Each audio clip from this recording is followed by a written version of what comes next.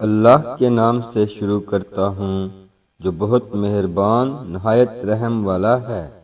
معزز سامعین کرام، السلام علیکم۔ حزقیل علیہ السلام اللہ تعالیٰ کے ایک نیک اور برگزیدہ بندے تھے۔ موسیٰ علیہ السلام کے بعد ان کے خادم خاص یوشع علیہ السلام منصب نبوت پر فائز ہوئے اور بنی اسرائیل کو ساتھ لے کر ارض مقدس کو مشرکین سے آزاد کروایا۔ اس جہاد میں کالب بن یوحنا بھی ان کے ہمراہ تھے، جو علامہ ابن جریر کے مطابق موسیٰ علیہ السلام کی بہن مریم بنت عمران کے شوہر تھے۔ مفسرین کے مطابق یوشع علیہ السلام اور کالب ہی وہ دو شخصیات ہیں کہ جن کے بارے میں قرآن مجید میں ارشاد باری تعالی ہے، جو لوگ اللہ سے ڈرتے تھے ان میں سے دو افراد جن پر اللہ کا انعام تھا کہنے لگے کہ ان لوگوں پر دروازے کے راستے حملہ کر دو تو فتح تمہاری ہی ہے، اور اللہ پر بھروسہ کرو اگر تم ایمان لانے والے ہو۔ تورات اور تاریخ کی روشنی میں مفسرین اس بات پر متفق ہیں کہ موسیٰ علیہ السلام اور ہارون علیہ السلام کے بعد یوشع علیہ السلام منصب نبوت پر فائز ہوئے اور ان کی جانشینی موسیٰ علیہ السلام کے دوسرے رفیق کالب نے کی، لیکن وہ نبی نہیں تھے۔ علامہ طبری تحریر فرماتے ہیں کہ ان کے بعد جس ہستی نے سب سے پہلے بنی اسرائیل کی روحانی قیادت اور رہنمائی فرمائی وہ حزقیل علیہ السلام ہیں۔ موسیٰ علیہ السلام سے عیسیٰ علیہ السلام تک کے طویل درمیانی عرصے میں اللہ تعالیٰ نے بنی اسرائیل میں بہت سے انبیاء کرام مبعوث فرمائے، جن کی درست تعداد کا علم اللہ عز و جل ہی کو ہے۔ ان میں سے چند پیغمبروں کا تذکرہ قرآن مجید میں ہے، بعض کا تفصیل سے تو کچھ کا مختصر، جبکہ کچھ کا صرف نام ہی مذکور ہے۔ یوشع علیہ السلام اور حزقیل علیہ السلام کا قرآن مجید میں نام نہیں ہے، البتہ بعض واقعات کے ضمن میں مفسرین کا کہنا ہے کہ ان واقعات میں جن افراد کا ذکر کیا گیا ہے اس سے یہ بزرگ شخصیات ہی مراد ہیں۔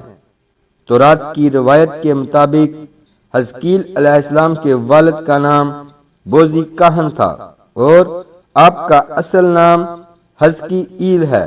بنی اسرائیل کے یہاں کاہن کا لفظ عالم اور روحانی شخصیت وغیرہ کے معنی میں استعمال ہوتا ہے۔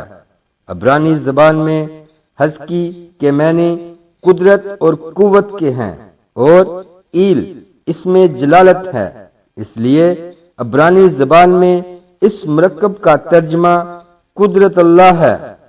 حزقیل علیہ السلام ابھی بچے تھے کہ والد کا انتقال ہو گیا۔ جب آپ کی بعثت کا زمانہ قریب آیا تو والدہ بہت ضعیف اور بوڑھی ہو چکی تھی، اس لیے اسرائیلیوں میں آپ ابن العجوز یعنی بڑھیا کا بیٹا کے لقب سے مشہور ہوئے۔ سورہ بقرہ میں ایک واقعہ بیان کیا گیا ہے جس کے متعلق مفسرین نے لکھا کہ اس کا تعلق حزقیل علیہ السلام سے ہے۔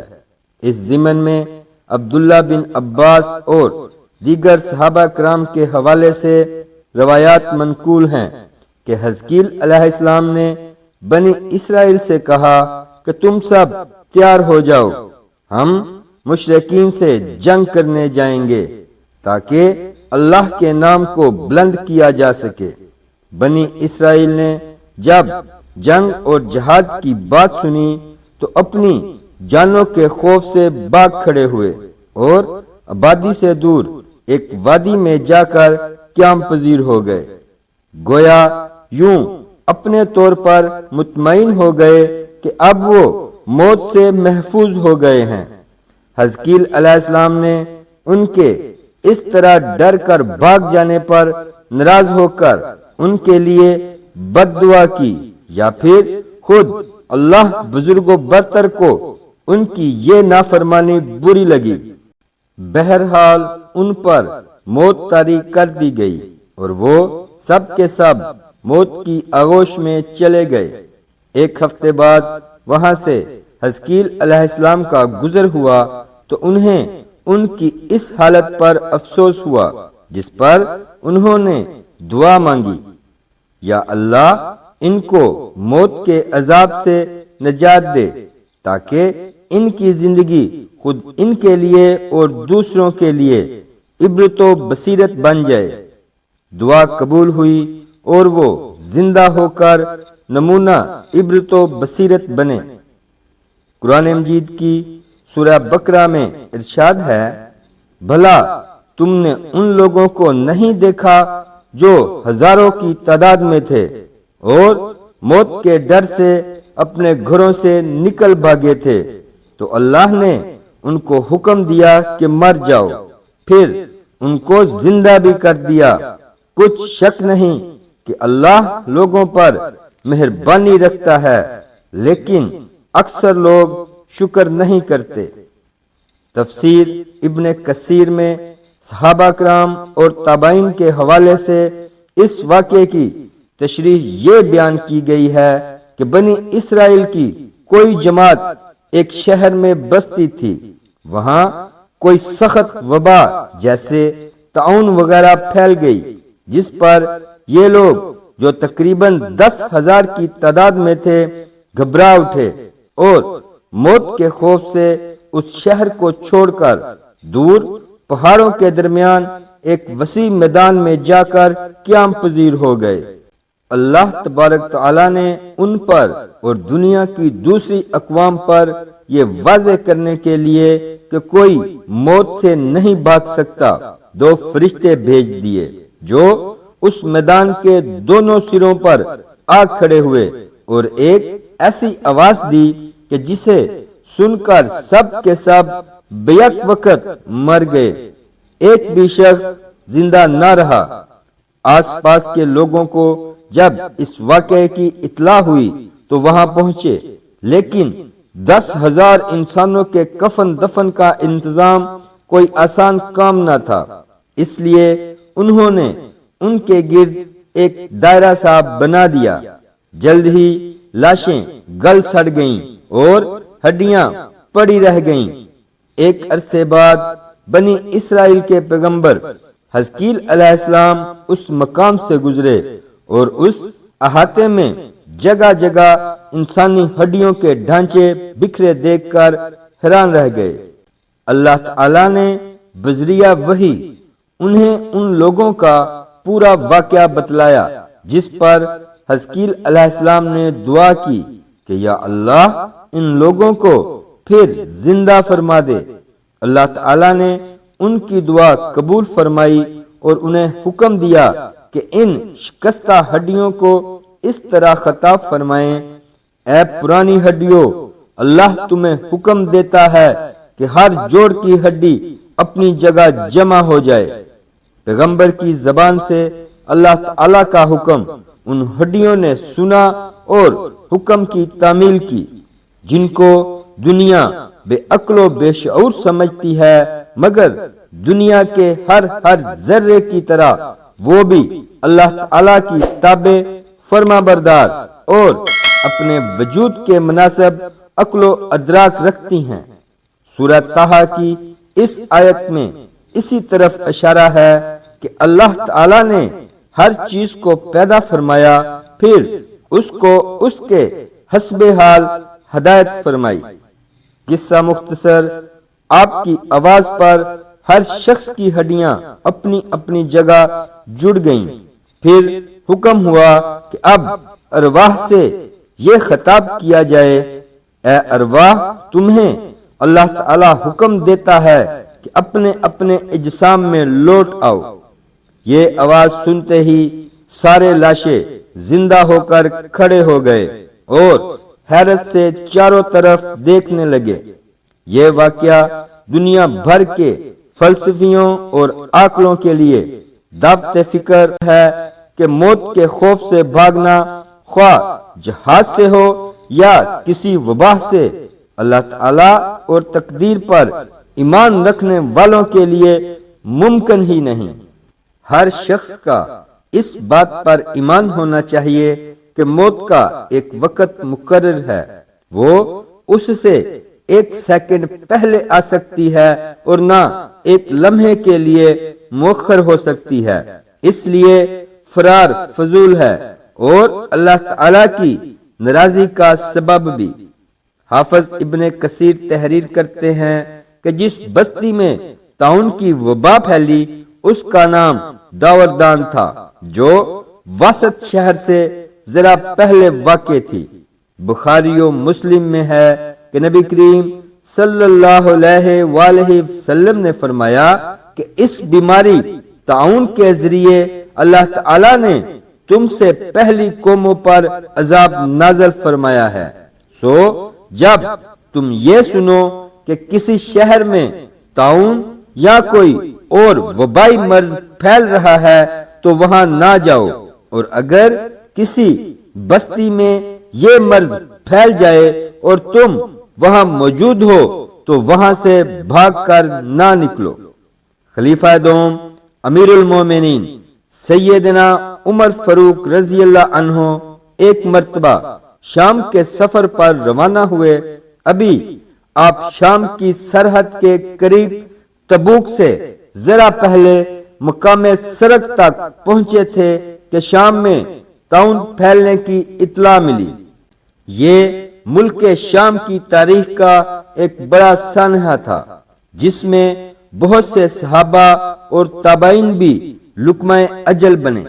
امیر المومنین نے رک کر صحابہ کرام سے مشورہ کیا، لیکن کوئی واضح فیصلہ نہ ہو سکا۔ عبد الرحمن بن عوف اس مجلس میں موجود نہیں تھے۔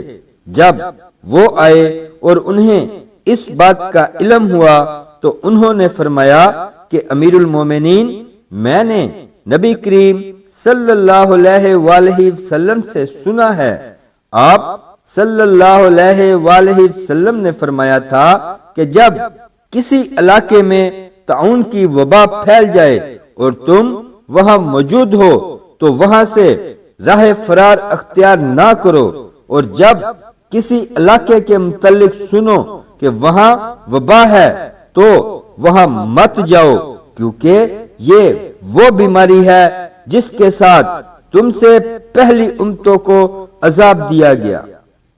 عمر فاروق رضی اللہ عنہ نے جب یہ حدیث سنی تو آپ نے ملک شام میں داخل ہونے کا فیصلہ مؤخر کر دیا اور تمام رفقا کو مدینہ منورہ واپسی کا حکم دے دیا۔ حزقیل علیہ السلام اور بنی اسرائیل سے متعلق اس واقعے میں تین نہایت اہم باتیں ہر مسلمان کو دعوت فکر دیتی ہیں۔ پہلی بات تو یہ کہ موت سے فرار ممکن نہیں، اس کا ایک وقت متعین ہے جس میں لمحوں کی بھی کمی یا زیادتی کی گنجائش نہیں۔ ارشاد باری تعالی ہے کہ ہر جاندار کو موت کا مزہ چکھنا ہے۔ موت و حیات تقدیر الہی کے تابع ہے اور تقدیر الہی کے مقابلے میں کوئی تدبیر کارگر نہیں ہو سکتی۔ سورہ انعام میں ارشاد ہے، تم جہاں بھی جاؤ گے وقت مقررہ پر موت تمہیں جا پکڑے گی، چاہے تم مضبوط قلعوں میں کیوں نہ رہ رہے ہو۔ سورہ جمعہ میں ارشاد باری ہے، اے پیغمبر آپ کہہ دیجئے کہ جس موت سے تم بھاگتے پھرتے ہو وہ تو تمہارے سامنے آ کر رہے گی، پھر تم پوشیدہ اور ظاہر کے جاننے والے اللہ کی طرف لوٹائے جاؤ گے، پھر جو کچھ تم کرتے رہے ہو وہ تمہیں سب بتائے گا۔ حزقیل علیہ السلام کے واقعے سے دوسری جو اہم بات معلوم ہوئی وہ جہاد کے متعلق ہے۔ جہاد خالصتاً ایک للہ عمل اور افضل عبادت ہے۔ ہر مسلمان پر لازم ہے کہ وہ کسی نہ کسی طور جہاد فی سبیل اللہ میں حصہ لے۔ جو لوگ جہاد سے منہ موڑتے ہیں ان پر اللہ کا عذاب نازل ہوتا ہے۔ قرآن مجید کی سورہ فتح میں ارشاد باری ہے، اگر تم جہاد کے اس حکم کی اطاعت کرو گے تو اللہ تمہیں اچھا اجر دے گا، اور اگر تم منہ موڑو گے جیسا کہ تم نے پہلے منہ موڑا تھا تو اللہ تمہیں دردناک عذاب دے گا۔ اسلام میں جہاد کی کئی اقسام ہیں، جیسے جہاد بالنفس، جہاد بالقتال، جہاد بالعلم، جہاد بالمال وغیرہ۔ امت مسلمہ کے ہر فرد کا فرض ہے کہ وہ اپنے آپ کو جہاد فی سبیل اللہ میں مصروف رکھے۔ جہاد اللہ تعالی کی خوشنودی کا بہت بڑا ذریعہ ہے، جس کے ظاہری فوائد یا تکالیف تو ہر شخص کو نظر آ سکتے ہیں، لیکن حقیقی ثمرات باطنی ہیں جن کا تعلق آخرت سے ہے۔ حزقیل علیہ السلام کے قصے میں جو تیسری اہم بات معلوم ہوئی وہ یہ کہ اللہ کے لیے مارنے کے بعد زندہ کر دینا کچھ مشکل نہیں۔ سورہ روم میں ارشاد باری تعالی ہے، پس آپ رحمت الہی کے آثار دیکھیے کہ زمین کو موت کے بعد اللہ کس طرح زندہ کر دیتا ہے، کچھ شک نہیں کہ وہ مردوں کو زندہ کرنے والا اور ہر چیز پر قادر ہے۔ سورہ بقرہ میں ارشاد باری ہے، اور جب ابراہیم نے کہا کہ اے میرے پروردگار مجھے دکھا کہ تو مردوں کو کس طرح زندہ کرے گا، اللہ نے فرمایا کیا تمہیں ایمان نہیں؟ جواب دیا ایمان تو ہے لیکن میرے دل کو تسکین ہو جائے گی۔ فرمایا اچھا 4 پرندے لو، ان کے ٹکڑے کر ڈالو، پھر ہر پہاڑ پر ان کا ایک ایک ٹکڑا رکھ دو، پھر انہیں پکارو، وہ تمہارے پاس دوڑتے ہوئے آ جائیں گے، اور جان رکھو کہ اللہ تعالی غالب ہے، حکمتوں والا ہے۔ چنانچہ بعض خاص حالات میں اللہ رب العزت اپنے نبیوں اور رسولوں کی تصدیق اور تائید کے لیے دنیا میں بھی مردوں کو زندہ فرماتے ہیں، جبکہ روز قیامت تو زندہ ہونا ہی ہے۔ محمد بن اسحاق فرماتے ہیں کہ حزقیل علیہ السلام کے بنی اسرائیل میں رہنے کی مدت بیان نہیں کی گئی ہے۔ آپ ایک عرصہ بنی اسرائیل میں ٹھہرے، پھر اللہ نے ان کو اپنے پاس بلا لیا۔ جب ان کا انتقال ہو گیا تو بنی اسرائیل اللہ سے کیے عہد کو بلا بیٹھے اور نئی نئی اختراعات اور بدعات کرنے لگے، حتیٰ کہ ایک بار پھر بتوں کی پرستش میں مبتلا ہو گئے۔ یہ ہے اللہ کے پیارے نبی حزقیل علیہ السلام کا اسوہ اور سیرت طیبہ کا حال، جو قرآن مجید اور احادیث مبارکہ کی روشنی میں آپ کے سامنے اسلام ٹی وی فار آل کی جانب سے پیش کیا گیا ہے۔ دین کی بات کو پھیلانا اور دوسروں تک پہنچانا بھی ایک صدقہ جاریہ ہے۔ اگر ویڈیو اچھی لگی ہو تو لائک کر دیں اور اپنے دوست احباب کے ساتھ شیئر ضرور کریں۔ اسلامک ویڈیوز کے لیے سبسکرائب کریں اور ساتھ بیل آئیکن کو بھی پریس کر دیں۔